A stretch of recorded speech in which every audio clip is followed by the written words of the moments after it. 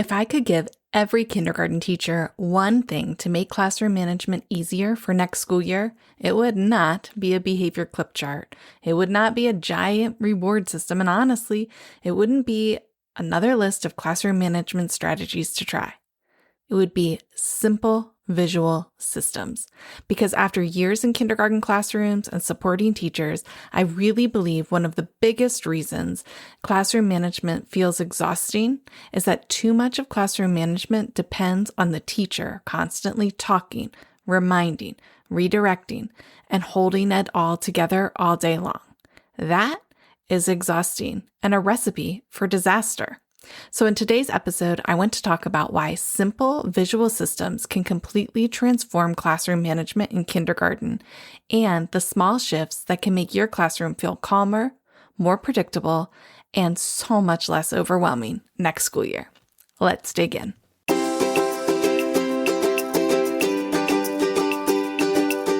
Welcome to the Kindergarten Toolbox Podcast. I'm your host, Amy Murray, here to help you simplify kindergarten with tools and strategies that actually work with real live 5 and 6-year-olds.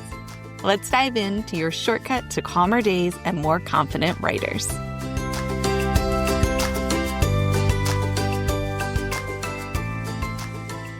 Before we dig in too far to today's topic, I need to let you know that I have been trying all day to record this podcast, but I keep getting interrupted by the Blue Angels who are practicing for an air show at our local airport this weekend for Memorial Day, which is super cool. And the noise has been kind of incredible to hear, but not great for podcast recording. So if you hear a rumble or an airplane in the background, I apologize. We're doing our best over here.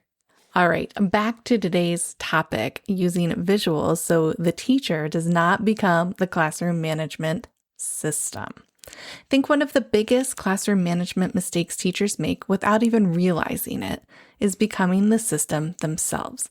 And I probably did this too, especially in my early years when you're constantly reminding kids, sit down, line up, you forgot your folder, please stop talking, raise your hand. Clean up after yourselves, go back and try that again. And it's just exhausting. Or worse, you're trying to get through a small group lesson and they're always over your shoulder, tapping you saying, hey, teacher, what's next? What am I supposed to do next? After a while, it feels like your classroom only functions if you are actively managing everything they do all day long. And that's exhausting and it's not sustainable. Especially in kindergarten, because 5 and 6-year-olds already need so much from you. You've got to have systems in place so they don't need even more. The goal is not for students to rely on your voice forever. The goal is to teach them to be independent. And that's where visual systems become so very powerful, because instead of students constantly depending on your verbal reminders, the classroom itself starts supporting them. The visuals are the reminder. The routines become consistent so they know what to expect.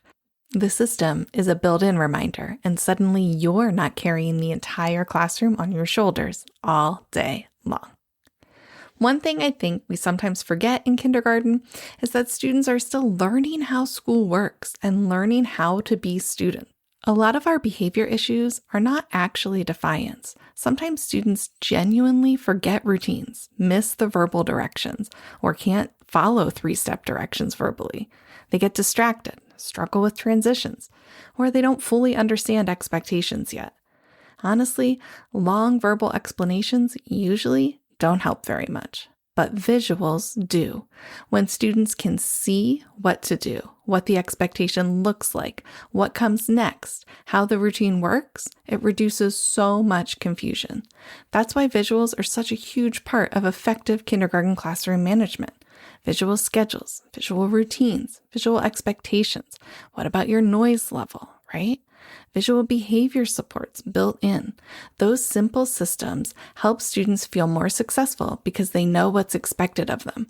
And when students feel successful, behavior usually improves too. Another problem I see a lot is that teachers have been convinced that classroom management has to be complicated in order to work.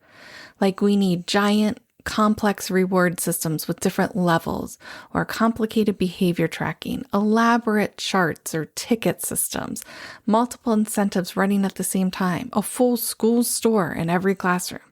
That gets overwhelming fast, not just for students, but teachers too.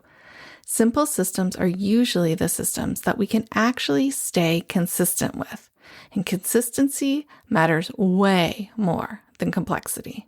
A simple 10-frame behavior chart system that you consistently use every single day will usually work so much better than a complicated system of ticket passing out and counting and collecting that you'll abandon after 2 weeks because it's absolutely impossible to maintain. And I think that's such an important reminder heading into any new school year. You do not need more stuff.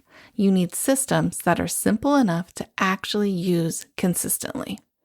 And one of the biggest mindset shifts in classroom management is calm classrooms are not calm by accident. It's not because students are magically perfect or the teacher got an easy class. They're calm because their environment feels predictable. They know that every day we follow our schedule. They know that if a kid does A, then the teacher is always going to respond with B. It's predictable, and that feels safe. Students know what to expect, what routines look like, where materials go, how transitions work, what happens next. And when classrooms feel predictable, students tend to feel safe and more regulated too. That predictability reduces so many behavior challenges before they even start. And that's why I love visual systems so much in kindergarten, because they create that consistency without requiring you to constantly repeat yourself all day long, and you don't have to keep making new ones all year.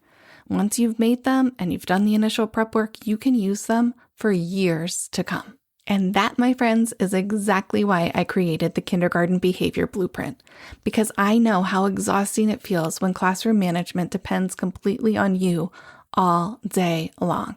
And I know the feeling of relief when kids start to use the visuals and the systems instead of interrupting you. Inside Kindergarten Behavior Blueprint, I walk teachers through the simple systems, routines, visuals, and expectations that help kindergarten classrooms run more smoothly without constantly reinventing the wheel or trying random behavior strategies every week.